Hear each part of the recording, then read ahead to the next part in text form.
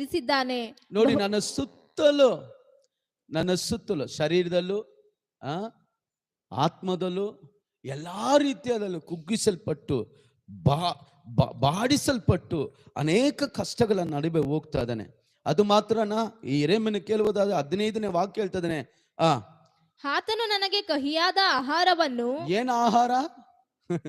ಏನ್ ಆಹಾರ? ಯೋಚನೆ ಮಾಡಿ. ಸೊಪ್ಪು ಸಾರು ಮಾಡಿದ್ರು ಕೈತಾನೆ ಇದೆ, ಟೊಮೆಟೊ ಗೊಜ್ಜು ಮಾಡಿದ್ರು ಕಸರೆ ಇದೆ, ರಸ ಮಾಡಿದ್ರು, ಚಿಕನ್ ಸಾರು ಮಾಡಿದ್ರು ಕೈ ಆಗಿದೆ. ದೇವರ ವಾಕ್ಯ ಹೇಳ್ತದೆ, ಆತನು ನನಗೆ ಕೈಯಾದ ಆಹಾರವನ್ನ ಕೊಟ್ಟಿದ್ದಾನೆ.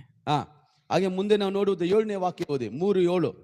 ನಾನು ಆಚೆ ಹೋಗದಂತೆ ನನ್ನ ಸುತ್ತಲೂ ಗೋಡೆ ಕಟ್ಟಿ ನನಗೆ ಭಾರಿ ಬೇಡಿ ಹಾಕಿದ್ದಾನೆ. ಆಚೆ ಹೋಗದ, ಎಲ್ಲಾದ್ರೂ ಹೋಗಿ ಸುಖವಾಗಿ ಸಮಾಧಾನವಾಗಿ ಸ್ವಲ್ಪ ಜಾಲಿಯಾಗಿ ಫ್ರೆಂಡ್ಸ್ ಜೊತೆ ಇರೋಣ, ಲವರ್ ಜೊತೆ ಇರೋಣ ಅಂತ ಅಂದ್ರೂ ಕೂಡ